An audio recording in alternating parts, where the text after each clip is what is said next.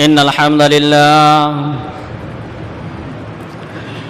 نحمده ونستعينه ونستغفره ونعوذ بالله من شرور أنفسنا ومن سيئات أعمالنا من يهده الله فلا مضل له ومن يضلله فلا هادي له ونشهد أن لا إله إلا الله وحده لا شريك له ونشهد أن سيدنا وحبيبنا وشفيعنا ومولانا محمد الذي أرسله بالهدى ودين الحق أما بعد فقد قال الله تبارك وتعالى في قرآن المجيد والفرقان الحميد فأعوذ بالله من الشيطان الرجيم بسم الله الرحمن الرحيم إذا زلزلت الأرض زلزالها إلى آخر السورة أو كما قال الله تبارك وتعالى في قرآن المجيد وقال النبي صلى الله عليه وسلم يحشر الناس يوم القيامة حفاة عراة غرلا أو كما قال عليه الصلاة والسلام فإن خير الحديث كتاب الله وخير الحدي حدي محمد وشر الأمور محدثاتها وكل محدثة بدعة وكل بدعة ضلالة وكل ضلالة في النار أو كما قال عليه الصلاة والسلام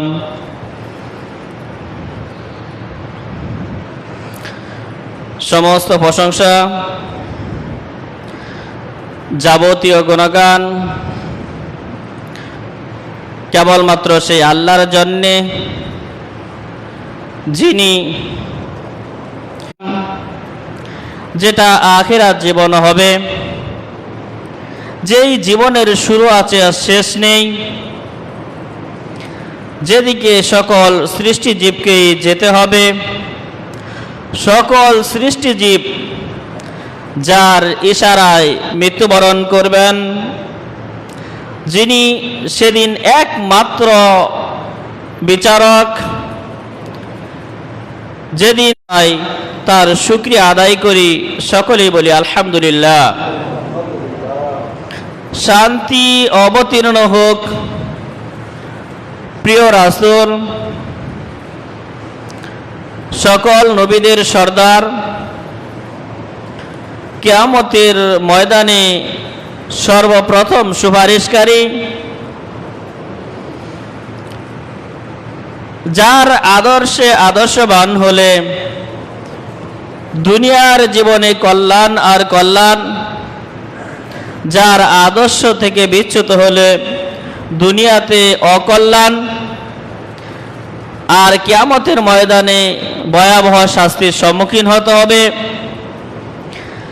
যেই মানবকে মহান রব আমাদের জন্য রহমত স্বরূপ পাঠিয়েছিলেন, যেই মানবের প্রতি একবার দরুদ পাঠ করলে মহান রব তার প্রতি 10 বার রহমত নাজিল করেন, সেই মহামানবের প্রতি আমরা সকলেই একবার দরুদ পাঠ করি সাল্লাল্লাহু আলাইহি ওয়াসাল্লাম। সম্মানিত উপস্থিতি, আজকের খুতবায় ধারাবাহিকভাবে আলোচনার বিষয় হবে আল আখিরাহ তথা কিয়ামত সম্পর্কে, পরকাল সম্পর্কে, হাসর সম্পর্কে, পরকালের সূচনা লগ্ন কবর সম্পর্কে। মহান রব আমাদেরকে এই আলোচনা করা এবং এই আলোচনার উপর আমল করার এবং আপনাদেরকে মনোযোগ সহকারে শ্রবণ করা এবং তারপর জীবনে বাস্তবায়ন করার তৌফিক দান করুন। সম্মানিত উপস্থিতি, মহান রব পবিত্র কোরআনে বলছেন, কুল্লু নাফসিন যায়িকাতুল মাউত, যার জীবন রয়েছে তাকে মৃত্যুবরণ করতে হবে। যেই জীবের জীবন রয়েছে তাকে মৃত্যুবরণ করতেই হবে, এটা চূড়ান্ত কথা। সে যদি পাহাড়ের চূড়ায় গিয়ে লুকায় কিংবা অনেক বড় অট্টালিকা নির্মাণ করে কিংবা পানির নিচে গভীরে থাকে, তারপরেও তাকে মৃত্যুবরণ করতে হবে। এক কথায় চূড়ান্ত ফয়সালা হচ্ছে মহান রব ব্যতীত সকল কিছুই মৃত্যুবরণ করবে। শুধুমাত্র মহান রব ছিলেন, আছেন, থাকবেন।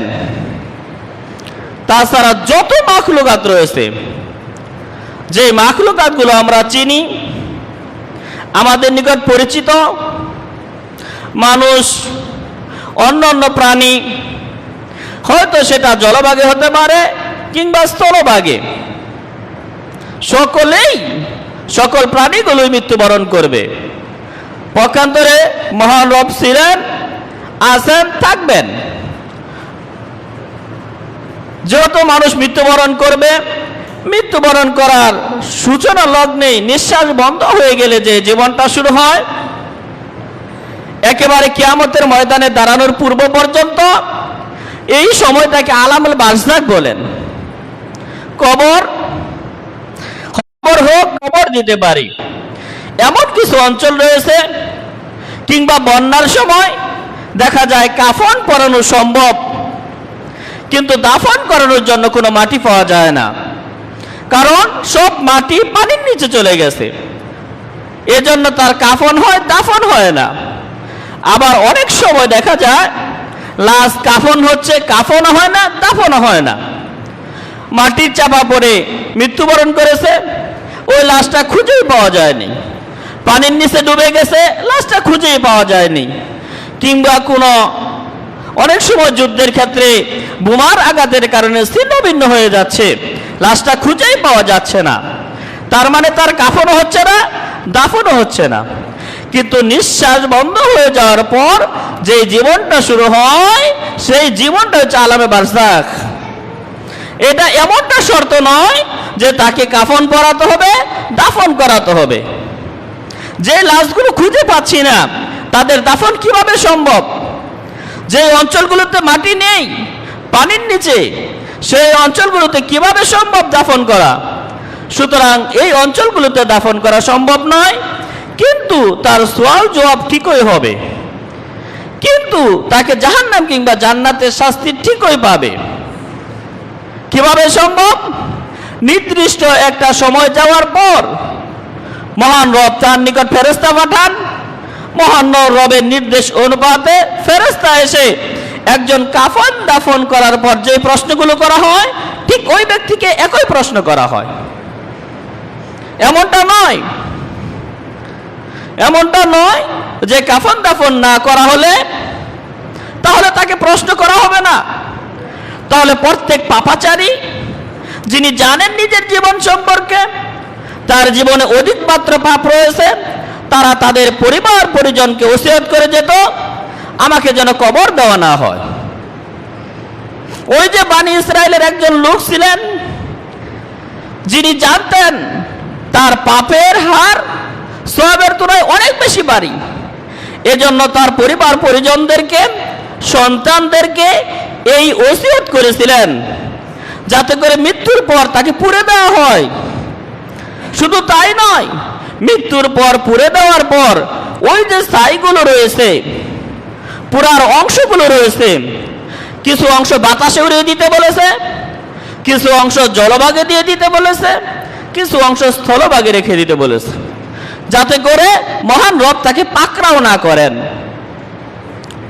ওই লোকের বিশ্বাস ছিল যে আমার মৃত্যুর পর আমাকে যদি মহান রব ধরেন আর জিজ্ঞাসা করেন, আমি প্রশ্নের উত্তর দিতে পারবো না।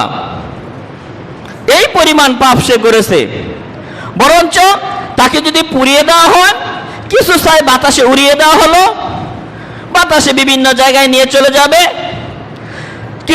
কিছু ছাই সমুদ্রে ফেলে দেওয়া হলো, পানির স্রোত ক্রমে বিভিন্ন জায়গায় নিয়ে চলে যাবে, কিছু ছাই জমিনে রেখে দেওয়া হলো, এগুলো একত্র হবে না, সেও একত্র হবে না, সে রক্ষা পেয়ে যাবে মহান রবের পাকড়াও থেকে। কিন্তু কিয়ামতের ময়দানে মহান রব তাদেরকে একত্র করবেন, আবার তাকে জিজ্ঞাসাও করা হবে। মহান রব এই ব্যক্তিকে ক্ষমাও করে দিয়েছিলেন।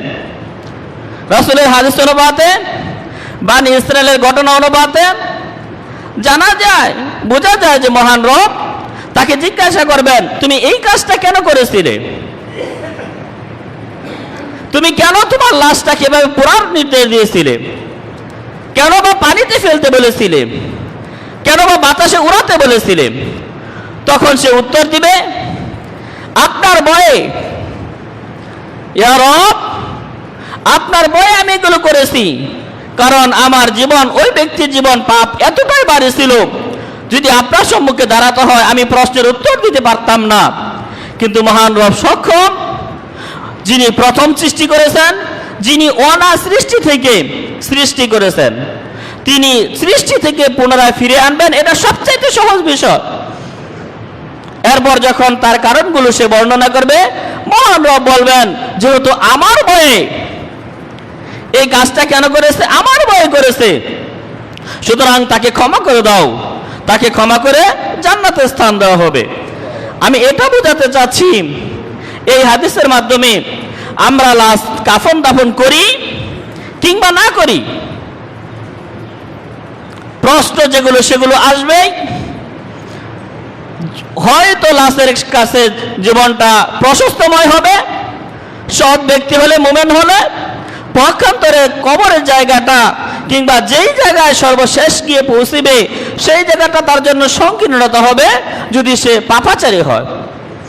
এই যে জীবন, নিঃশ্বাস বন্ধ হয়ে যাওয়ার পর পরবর্তী সময়টা যার শুরু আছে শেষ নেই, কবরের জীবন, হাসরের ময়দান, ফুলসিরাত, এরপর গিয়ে বিচার ফয়সালা, সৎ ব্যক্তি হলে জান্নাত, অসৎ ব্যক্তি হলে শাস্তিস্বরূপ জাহান্নাম। এই বিষয়টাই নিয়ে আজকে ইনশাআল্লাহ আলোকপাত করব বিইজনিল্লাহি তাআলা। মহান রব আমাকে বলা এবং আপনাদেরকে শোনা, সর্বোপরি সকলকে আমল করার তৌফিক দান করুন। প্রিয় উপস্থিতি, আমরা জানি মহান রবের নির্দেশ অনুপাতে আমরা মৃত্যুবরণ করব। মৃত্যুর সময় মুমিনদের মৃত্যু সম্পর্কে আলোচনা করেছিলাম ইতিপূর্বে। মুমিনদের মৃত্যুটা হয় কখনো কখনো গানের সাথে, কখনো কখনো আনন্দের সাথে, কখনো কখনো হাসতেছে হাস্য উজ্জ্বল চেহারায়, কখনো কখনো জিকির করতেছেন, লা ইলাহা ইল্লাল্লাহ বলতেছেন, অথবা অন্য কোনো জিকির করতেছেন। এই সময় মৃত্যু হয়ে যায় অতি সামান্য গতিতেই, সুন্দরভাবে। হ্যাঁ, কখনো কখনো মুমিনদের মৃত্যুটা কঠিনও হতে পারে, তবে কাফেরদের মতো নয়। কাফেরদের মৃত্যু সবচাইতে কষ্টকর, সবচাইতে লাঞ্ছনাকর, সবচাইতে অপমানকর, সবচাইতে নিকৃষ্ট পদ্ধতিতে। অনেক সময় অনেক মুসলিম দেখা যায় চলতে চলতে অ্যাক্সিডেন্টের কারণে তার শরীরের অঙ্গ প্রত্যঙ্গগুলো ছিন্ন ভিন্ন হয়ে গেছে। এটা আমরা দুনিয়ার চোখে আমাদের বুঝ শক্তি অনুপাতে যদিও মনে করতেছি কষ্ট, কিন্তু যার জীবন যাচ্ছে সে সবচাইতে সুখী অবস্থায় রয়েছেন। কারণ আমাদের চোখ যা দেখে সবকিছু শক্তি না। আমাদেরকে যে ইলম দেওয়া হয়েছে, জ্ঞান দেওয়া হয়েছে, এটা অতি সামান্য, একদমই সামান্য। কতটুকু সংকীর্ণ, এই যে আমরা এখানে যারা বসে আছি, আলহামদুলিল্লাহ আমাদের এই দেওয়ালের পিছনে কি হচ্ছে আমরা কেউ জানি না। আমরা এতই সংকীর্ণ জায়গায় আছি। আপনার আমার শরীরে অনুভব করি অনেক সময় ব্যথা। ব্যথাটা কি কারণে হচ্ছে আপনার শরীর, এরপরেও আপনি বলতে পারেন না। আমাদের জ্ঞানটা খুবই সামান্য। এজন্যে আমাদের চোখের সামনে হয়তো দেখা যাচ্ছে একজন মুমিন কোনো আঘাতপ্রাপ্তের কারণে কিংবা কোনো অ্যাক্সিডেন্টের কারণে কিংবা কাফেরদের বোমার আঘাতে ছিন্ন ভিন্ন হয়ে যাচ্ছে। মনে মনে আমরা ভাবতেছি কতই না কঠিন অবস্থায় মৃত্যুবরণ করলেন, কিন্তু যিনি মৃত্যুবরণ করছেন মহান রব তাকে শহীদ বানাচ্ছেন। এটা তার জন্য একটা নিয়ামত। তার মৃত্যুটা খুবই স্বাভাবিকভাবে হচ্ছে, সে মৃত্যুটা আনন্দের সাথে বরণ করে নিচ্ছেন। পক্ষান্তরে একজন কাফের রাতটা আসতে চায় না, শরীরের বিভিন্ন স্থানে লুকাইতে চায়, কারণ জানে মৃত্যুর পর তাকে তার কর্মের হিসাব দিতে হবে। মৃত্যুর পর এই আত্মাটা যে জায়গায় যাবে সেটা পৃথিবীর সবচাইতে নিকৃষ্টতম স্থান, আল্লাহর সৃষ্টির মধ্যে সবচাইতে জঘন্যময় সৃষ্টি, সবচাইতে শাস্তিময় জায়গা। এজন্য কাফেরদের আত্মা সহজে ফেরেশতাদের কাছে আসতে চায় না, বিভিন্ন স্থানে লুকাতে চায়, যে হাদিসগুলো আমরা ইতিপূর্বে বর্ণনা করেছি আলহামদুলিল্লাহ।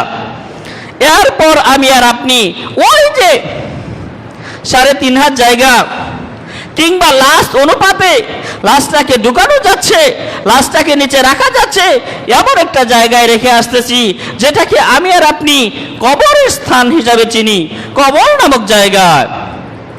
এই জায়গাটাই, এই কবরটাই যদি মুমিন ব্যক্তি হয় তার জন্য সহজ হয়ে যায়, এই কবরটাই যদি কাফের হয় তার জন্য কঠিন হয়ে যায়।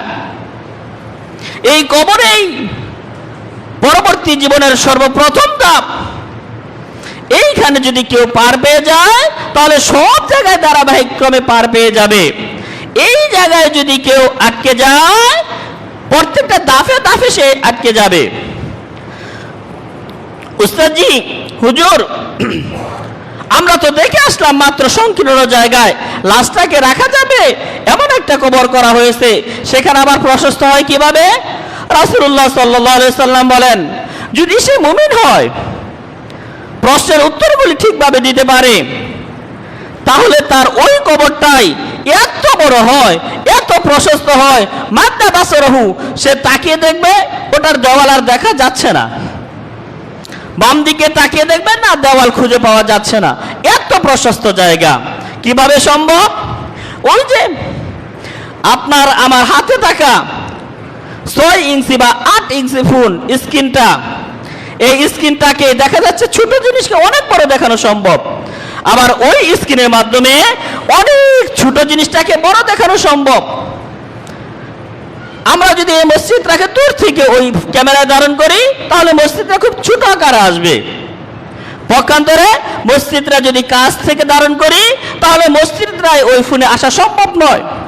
এটা মানুষের তৈরি করা। এই মানুষকে যিনি সৃষ্টি করছেন তার ক্ষমতা কতটুকু একবার কল্পনা করা যায় না, ভাবাও যায় না।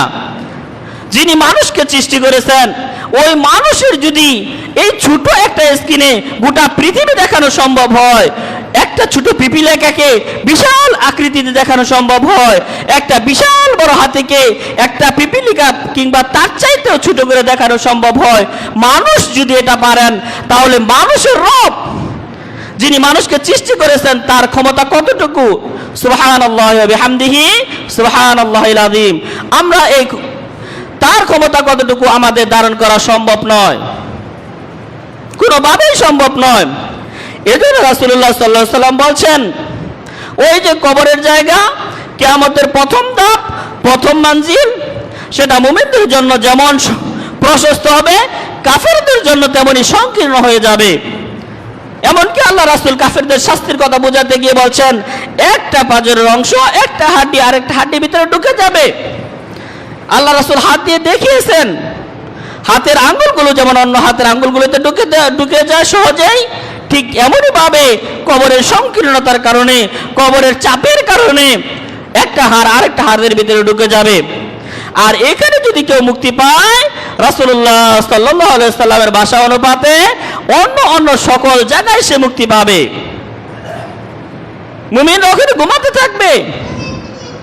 যখন কিয়ামতের ময়দানের জন্য, হাসরের জন্য ডাকা হবে, বিচারে কাজ করার জন্য ডাকা হবে, তখন তারা দেখবে সূর্য অস্ত যাচ্ছে অবস্থায় তারা বলবে আমরা আসরের সালাত আদায় করিনি, আসরের সালাত আদায় করার জন্য, পবিত্রতা অর্জন করার জন্য পানি দেওয়া হোক।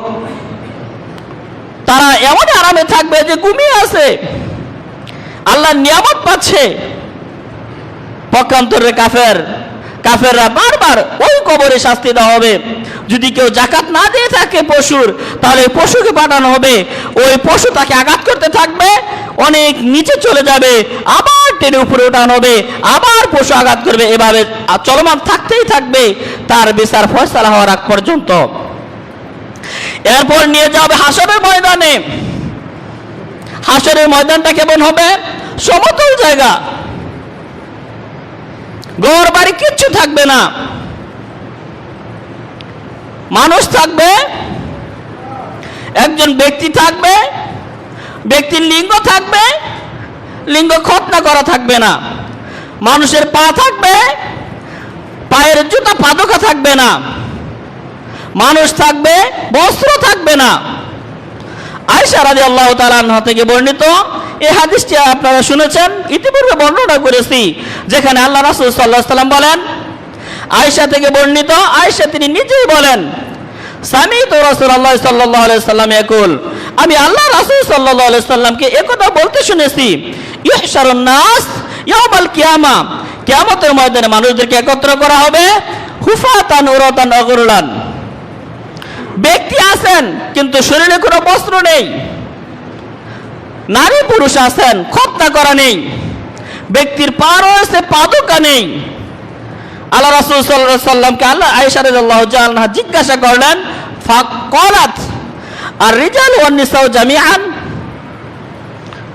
এই অবস্থাতে কি পুরুষ মহিলা একসাথেই থাকবে?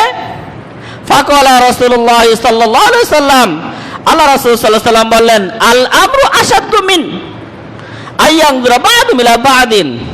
আয়েশা, তুমি মনে করেছো যে পুরুষ থাকবে, মহিলা থাকবে, উলঙ্গ অবস্থায় থাকবে, পুরুষ মহিলাদেরকে তাকাবে আর মহিলা পুরুষদের দিকে তাকাবে? বিষয়টা এর চাইতে অনেক কঠিন, এর চাইতে অনেক জটিল। আমরা দুনিয়ার বুকে চলতেছি, দুনিয়ার বুকে চলতে গিয়ে অনেক সময় আমরা কাজে এতই ব্যস্ত থাকি, কাজ নয় সাধারণ কথাগুলি বলি, অনেক সময় দেখা যায় একই জায়গায় সমবয়স্ক কাছাকাছি বয়স্কের 5 জন যুবক ছেলে বসে আছে, 10 জন যুবক ছেলে বসে আছে, যার যার হাতে ফোন রয়েছে, সে যার যার নিজের কাজে ব্যস্ত রয়েছে, তার পাশে থাকা লোকটি কি করতেছে সে সেটা জানে না। 2 জন 4 জন যুবক এমন ভাবে ফোন ব্যবহার করতেছে, তার পাশে যদি তার প্রিয় খাবার দিয়ে আবার সরিয়ে নেওয়া হয় সে বুঝতেও পারবে না। আবার অনেক সময় দেখা যাচ্ছে 5 জন যুবক একসাথে ফোন ব্যবহার করতেছে, তার থেকে 2 জন চলে গেছে আর বাকি 3 জন জানেন না কখন চলে গেছেন। একটা সামান্য ফোনে যদি একই স্থানে থাকার পরেও একে অপরের খবর থেকে বিমুখ রাখতে পারে, ওই দিন তো কঠিন দিন, ওই দিন তো জটিল দিন, যেদিন সারা জীবনের ফয়সালা হবে, যেদিন সকল কৃতকর্মের জবাবদিহিতা করতে হবে, সেদিন মানুষ শুধু ইয়া নাফসি করতে থাকবে, হে আল্লাহ আমাকে রক্ষা করুন, হে আল্লাহ আমাকে সেভ করুন। ওই সময় একজন আরেকজনকে দেখবে, এইটুকু সুযোগ থাকবে না, এইটুকু মনোভাব থাকবে না। এজন্য আয়েশা রাদিয়াল্লাহু তাআলা আনহাকে আল্লাহ রাসূল বললেন, আল আমরু আশাদ্দু মিন আইয়ানজুরা বা'দু মিলা বা'দিন। ওই সময়টা, ওই পরিস্থিতিটা, ওই হাসরের ময়দানটা এর চাইতে বেশি কঠিন হবে। আয়েশা, তুমি যা ধারণা করেছো যে একজন আরেকজনের দিকে দেখবে। সম্মানিত উপস্থিতি, ওই যে হাসরের ময়দানে দাঁড়িয়ে যাওয়া হলো, এই হাসরের ময়দানে 5টি জিনিস সম্পর্কে জিজ্ঞাসা করা হবে। 5টি জিনিসের উত্তর দেওয়ার ব্যতীত লা ইয়াজলুলু কদামাহু, লা ইয়াজলুলু কদামা, কোনো ব্যক্তি তার পাটাকে একটু লড়াতে পারবে না, নিজের জায়গাতে একটু সরাতেও পারবে না, জান্নাতের দিকে যাবে সেটাও পাবে না, কিংবা শাস্তির দিকে যাবে সেটাও পারবে না, নিজের জায়গা চেঞ্জ করে অন্য জায়গায় দাঁড়াবে সেটাও পারবে না, মানে পাটা লড়াতেই পারবে না। স্টপ, একেবারে স্থিরশীল জায়গার মতো দাঁড়িয়ে থাকবে। একটা ঘর নির্মাণ করতে গিয়ে যেমন ভাবে খুঁটিগুলো দাঁড়িয়ে থাকে, অন্য কিছু দ্বারা খুঁটি সরানোর আগ পর্যন্ত যেমন খুঁটিগুলো সরতে পারে না, ঠিক মানুষ নিজের জায়গা থেকে নিজেকে একটু লড়াতে পারবে না 5টি প্রশ্নের উত্তর দেওয়ার পূর্বে। অবস্থায় এমনি কঠিন, অবস্থায় এমনি জটিল। প্রত্যেকে শুধু বলছে, হে আল্লাহ আমাকে সেভ করুন, হে আল্লাহ আমাকে রক্ষা করুন, ইয়া নাফসি ইয়া নাফসি। ওই সময় 5টি প্রশ্নের উত্তর দিতে হবে। এখন যদিও 5টি প্রশ্নের উত্তর আমি আর আপনি প্রস্তুত করে নিয়ে যাই, ওই সময় কোনো কাজে আসবে না যদি আমলের স্থলে আপনার আমার ভিতরে না থাকে। পক্ষান্তরে 5টি প্রশ্নের একটি প্রশ্ন আপনি জানেন না, একটি প্রশ্ন সম্পর্কে আপনার জ্ঞান নেই, কিন্তু যদি আমলের স্থলে থাকে, সৎ আমল থাকে, তাহলে একটা করে প্রশ্ন করবে, একটা করে উত্তর হয়ে যাবে, একটা করে প্রশ্ন আসবে, একটা করে উত্তর হয়ে যাবে। এভাবে সবগুলোর প্রশ্নের উত্তর দিবেন। কিভাবে দিয়েছেন, কোথা থেকে দিচ্ছেন, কে বা প্রশ্ন করতেছে, এই প্রশ্ন করারও প্রয়োজন নাই, এটা অনুধাবন করারও প্রয়োজন নেই। এজন্য আপনার আমার উচিত সৎ আমলগুলো বৃদ্ধি করা। আসুন ওই 5টা প্রশ্ন আমরা জেনে নেই। 1 নাম্বার প্রশ্ন হবে আন উমরিহি, জীবন সম্পর্কে। আমি আর আপনি 0 থেকে শুরু করে 20 বছর, 25 বছর, 30 বছর, 50 বছর, 100 বছর, 150 বছর, যতটুকু হায়াত পেয়েছি, এই হায়াতের সময়টাকে আমরা কোন পথে ব্যয় করেছি? ভালো কর্মে না মন্দ কর্মে? যদি ভালো কর্মে ব্যয় করে থাকি তাহলে প্রশ্ন হওয়ার সাথে সাথে উত্তর হয়ে যাবে। পক্ষান্তরে যদি খারাপ কাজে ব্যয় করে থাকা হয়, খারাপ কাজে ব্যয় করে থাকা হয়, প্রশ্নের উত্তর শিখে গেলেও উত্তর দেওয়া সম্ভব হবে না। কারণ কালকে কিয়ামতের ময়দানে প্রশ্ন করার সময় মুখে তালা লাগিয়ে দেওয়া হবে, মুখ কোনো কথা বলবে না, কথা বলবে হাতে, কথা বলবে পায়ে, কথা বলবে লজ্জাস্থানে। এই পা কোথায় কোথায় ব্যবহার করেছেন সে পা পক্ষে কিংবা বিপক্ষে সাক্ষী দিবে। ওই হাতটা কোথায় কোথায় ব্যবহার করেছেন হয়তো পক্ষে কিংবা বিপক্ষে সাক্ষী দিবে। লজ্জাস্থানটা হালাল পদ্ধতিতে ব্যবহার করেছেন না হারাম পদ্ধতিতে, সেটাও লজ্জাস্থান সেদিন জানিয়ে দিবে।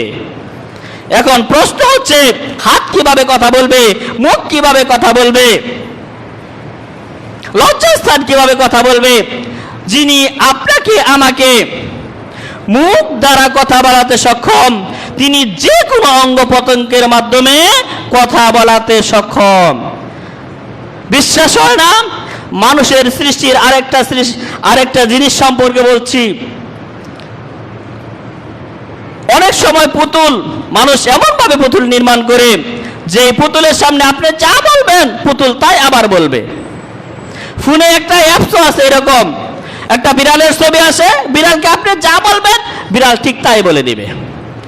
মানুষের সৃষ্টির মধ্যে যদি বিড়ালকে দিয়ে কথা বলানো সম্ভব হয়, মানুষের সৃষ্টির মধ্যে যদি একটা প্লাস্টিকের বস্তুকে কথা বলানো সম্ভব হয়, আর এই মানুষকে যিনি সৃষ্টি করিয়েছেন তিনি সকল জিনিসকেই, সকল অঙ্গ প্রত্যঙ্গকেই কথা বলাতে সক্ষম, পারবেন।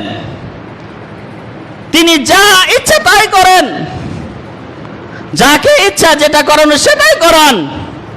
তিনি কে জবরদস্তি করার কেউ নেই। এজন্যই আমরা মহান রবের পরিচয় ভালোভাবে জানি না। অনেক সময় মহান রবের পরিচয় না জানার কারণে আমরা অনেক ইবাদত থেকে দূরে থাকি। আসুন, হাদিসের প্রথম অংশ হচ্ছে 5টি বিষয়ের প্রথম বিষয় হচ্ছে আন উমরিহি ফিমা আফনাহু। বয়স সম্পর্কে জিজ্ঞাসা করা হবে, এই বয়সটা কিভাবে পরিপূর্ণতা পেয়েছে? ভালো কাজ করার মাধ্যমে আস্তে আস্তে পরিপূর্ণতা পেয়েছে, না খারাপ কাজ করার মাধ্যমে আস্তে আস্তে 30 বছর, 50 বছর, 100 বছর, যে কয়েক বছর হায়াত পেয়েছে সেটা পরিপূর্ণতা করেছেন। এই সম্পর্কে আপনাকে আমাকে কালকের কিয়ামতের ময়দানে অবশ্যই জিজ্ঞাসা করা হবে। কেননা অনেক সময় দেখা যাচ্ছে আরবরা অথবা আমরা অনেক সময় দোয়া করি, হাইয়াক আল্লাহ, মহান রব আপনাকে আমাকে দীর্ঘদিন হায়াত দান করুন। আমরা আরবিতে বলি হাইয়াক আল্লাহ, সৌদিয়ান আরবিতে বলেন, কিন্তু অনেক সময় আমরা অনেক আলোচনা করি আত্মীয় সম্পর্ক বজায় রাখার তৌফিক দান করুন। এইটুকুতে বোঝা যাচ্ছে একেবারে মায়ের কুল থেকে কবর পর্যন্ত সমস্ত সময়ের হিসাব দিতে হবে।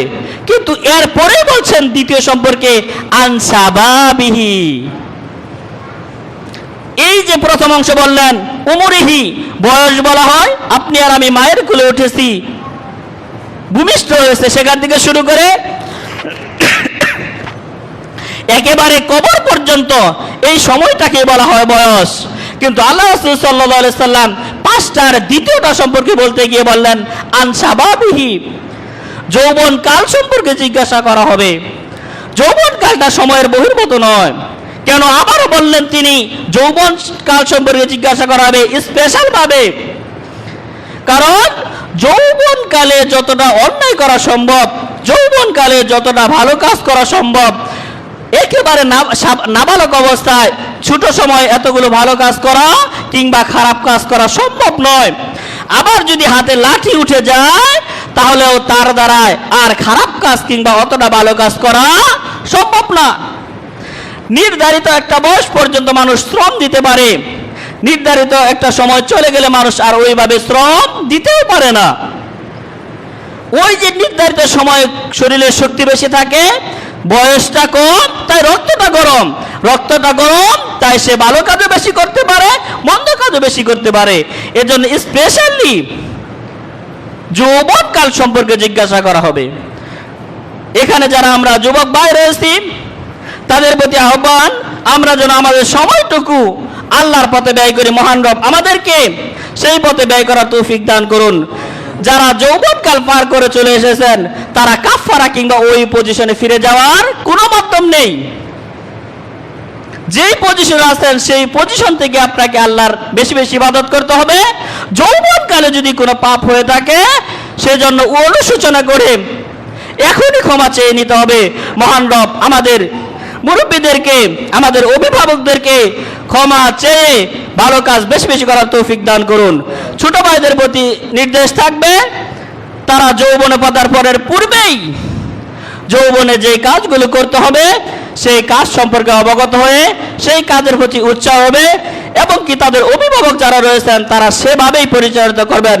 মহান রব তাদেরকে সেভাবে পরিচালনা করার তৌফিক দান করুন। আমাদের অভিভাবক কিংবা বয়স্ক যারা রয়েছেন তারা হয়তো কথাটা নিতে পারতেছেন না যে আমরা আর ফিরে পাবো না। সত্যি ফিরে পাবেন না, বেশ কয়েকটা জিনিস ফিরে আসে না। একটা গল্প পড়েছিলাম, দাদা হারিকেন নিয়ে কিছু জিনিস খুঁজতেছিলেন। দাদাকে নাতিন বললেন, দাদু তুমি এই মধ্যরাত্রে হারিকেন নিয়ে কি খুঁজতেছ? দাদা উত্তর দিয়েছিল, আমি যা খুঁজতেছি তা খুঁজতেই থাকবো, কিন্তু সময় শেষ হয়ে যাবে, আমি আর খুঁজে পাবো না। দাদু আমি খুঁজতেছিলাম তোমার মতো থাকা শিশুকালটাকে, খুঁজে পাচ্ছি না। তোমার বাবার মতো থাকা যৌবনকালটাকে, সেটাও খুঁজে পাচ্ছি না। কিন্তু আমি যে অবস্থাতে এসেছি সে অবস্থা থেকে ফিরে যাওয়াও সম্ভব নয়। সম্মানিত উপস্থিতি, যেহেতু সময় আমরা ফিরে পাবো না, কিন্তু মহান রব আমাদের জন্য এখনো সময় রেখেছেন আমাদের কৃতকর্মের অন্যায়গুলোর ক্ষমা চাওয়ার, ভালো কাজগুলো আরো বেশি করে ভালো করার। মহান রব আমাদেরকে সেই তৌফিক দান করুন, আমরা যাতে করে আরো বেশি বেশি ভালো কাজ করতে পারি, যৌবনকালে ঘটে যাওয়া অন্যায়গুলোর ক্ষমা চাইতে পারি, আর যৌবনকালে করা ভালো কাজগুলো আরো বেশি বেশি করতে পারি। এবার আসুন, আল্লাহ রাসূল সাল্লাল্লাহু আলাইহি সাল্লাম 3 নাম্বার প্রশ্ন সম্পর্কে বলছেন, আন মালিহি, আমাকে আপনাকে কাল কঠিন কিয়ামতের ময়দানে আপনার আমার উপার্জিত মাল সম্পর্কে জিজ্ঞাসা করা হবে, কিংবা আপনি আর আমি উত্তরাধিকার সূত্রে যেই মাল পেয়েছি সেই মাল সম্পর্কে জিজ্ঞাসা করা হবে। মিন আইনা ইকতাসাবা, সেই ধন সম্পদ আমি কোথা থেকে অর্জন করলাম, কিভাবে উপার্জন করলাম, এরপরে কোথায় খরচ করেছি সেটাও জিজ্ঞাসা করা হবে। তাহলে বোঝা যাচ্ছে ধন সম্পদ একটা নিয়ামত, যেহেতু এটা সম্পর্কে জিজ্ঞাসা করা হবে। কারণ মহান রব যেই যেই নিয়ামত আপনাকে আমাকে দান করেছেন সেই নিয়ামতগুলি জিজ্ঞাসা করবেন। হায়াত একটা নিয়ামত ছিল, তাই বয়স সম্পর্কে জিজ্ঞাসা করা হবে। যৌবনকাল একটা নিয়ামত ছিল, তাই যৌবনকাল সম্পর্কে জিজ্ঞাসা করা হবে। ধন সম্পদ একটা নিয়ামত, এই নিয়ামত সম্পর্কেও জিজ্ঞাসা করা হবে। তাহলে বোঝা যাচ্ছে ধন সম্পদ থাকলেই অন্যায় পথে ব্যয় করা যাবে না। ক্ষমতা কিংবা অন্য কোনো পদ্ধতি থাকলেই অন্যায় পথে মাল উপার্জন করা যাবে না। আপনার পকেটে থাকা টাকা, আপনার অধীনে থাকা অর্থ ইচ্ছা করলেই অন্যায় পথে খারাপ পথে ব্যয় করাও যাবে না। যদি করা যেত তাহলে এই মাল সম্পর্কে জিজ্ঞাসা করা হতো না। যেহেতু জিজ্ঞাসা করা হবে, সুতরাং উপার্জনটা হতে হবে হালাল পদ্ধতিতে। যতটুকু উপার্জন করব আমরা সেটা যেন হালাল পদ্ধতিতে হয়, এটা সর্বোচ্চ সতর্ক থাকতে হবে। যখনই আমাদের উপার্জিত টাকা ব্যয় করব, সেই ব্যয়কৃত টাকার যেন হালাল পথে হয় সেটাও লক্ষ্য রাখতে হবে। মন চাইলো স্মোকিং করলো, মন চাইলেই অন্য কোনো খারাপ কাজের সাথে সম্পৃক্ত হলো, মন চাইলেই নিজের পকেটে থাকা টাকা, নিজের অধীনস্থ থাকা অর্থ অন্য কোনো খারাপ পথে ব্যয় করলে সেটার হিসাব দিতে হবে। হিসাব দিতে না পারলে জায়গাতেই দাঁড়িয়ে থাকতে হবে, খুঁটির মতো লড়াচড়া করার কোনো মাধ্যম নেই। এবার আসুন, পূর্বের 4টা পদ্ধতি খুব ভালোই ছিল, এখানে সকলেই পড়াই ছিল। পঞ্চম পদ্ধতিটা একটু জটিল এবং কঠিন।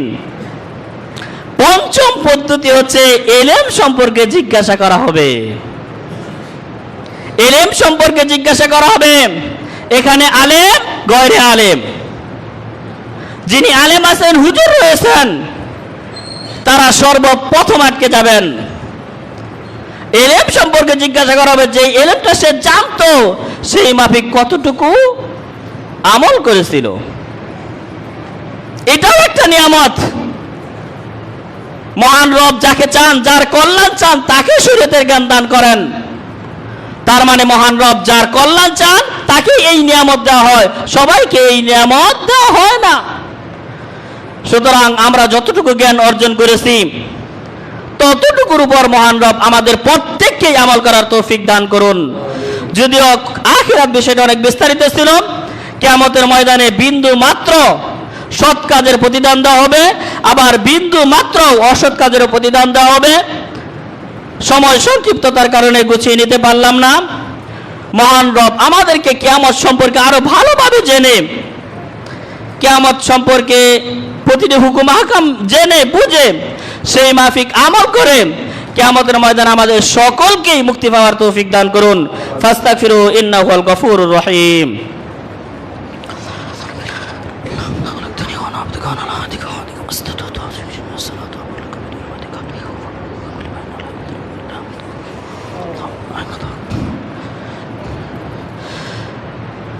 إن الله وملائكته يصلون على النبي يا أيها الذين آمنوا صلوا عليه وسلموا تسليما সকলেই পড়ি اللهم صل على محمد وعلى آل محمد كما صليت على إبراهيم وعلى آل إبراهيم إنك حميد مجيد اللهم بارك على محمد وعلى آل محمد كما باركت على إبراهيم وعلى آل إبراهيم إنك حميد مجيد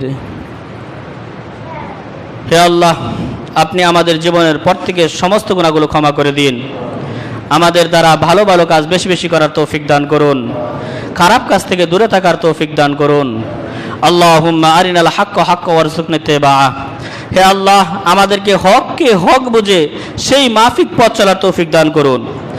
ও আরিনাল বাতিলা বাতিলা ওয়ারযুকনা জিতিনাবা। হে আল্লাহ, বাতিলকে, খারাপকে, মন্দকে মন্দ বুঝে সেটা থেকে দূরে থাকার তৌফিক দান করুন। রব্বির হামহুমা কামা রব্বায়ানি সগীরা, ওয়াকুর রব্বির হামহুমা কামা রব্বায়ানি সগীরা। আল্লাহুম্মা ইগফির লানা ওয়ারহামনা ওয়াহফাযনা মিন কুল্লি শুরুরিন ইয়া রাব্বাল আলামিন। রব্বানা লা তুযিগ কুলুবানা বা'দা ইদ হাদাইতানা ওয়া হাব লানা মিন লাদুনকা রাহমা ইন্নাকা আনতাল ওয়াহ্হাব। রব্বানা আতিনা ফিদ দুনিয়া হাসানাতাও ওয়া ফিল আখিরাতি হাসানাতাও ওয়া কিনা আযাবান নার। হে আল্লাহ, যারা ঋণগ্রস্ত রয়েছে প্রত্যেককে ঋণ মুক্ত হওয়ার তৌফিক দান করুন। যারা অসুস্থতা রয়েছে তাদের প্রত্যেককে সুস্থতা দান করুন। হে আল্লাহ, যারা না জেনে না বুঝে ভুল করেছে তাদের প্রত্যেকের ভুলগুলো আপনি ক্ষমা করে দিন।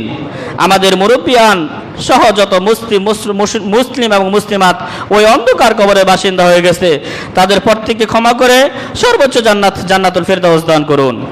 যারা বিভিন্ন সময় মসজিদ মাদ্রাসা সহ আপনার দ্বীনের খেদমত করে যাচ্ছে, আপনাকে ভয় করে যারা পথ চলে, তাদের এই খেদমতগুলো আপনি কবুল ও মঞ্জুর করুন। যারা অর্থ দিয়ে খেদমত করে যাচ্ছে তাদের অর্থ, যারা শ্রম দিয়ে খেদমত করে যাচ্ছে তাদের শ্রম, যারা মেধা দিয়ে খেদমত করে যাচ্ছে তাদের এই মেধা প্রত্যেকটাই কালকটিং কিয়ামতের ময়দানে নাজাতের উসিলা হিসাবে কবুল করুন। ফাযকুরুনি আযকুরুকুম ওয়াশকুরু লা তাকফুরুন ওয়াল্লাহু ইয়া'লামু মা তাসনাউন।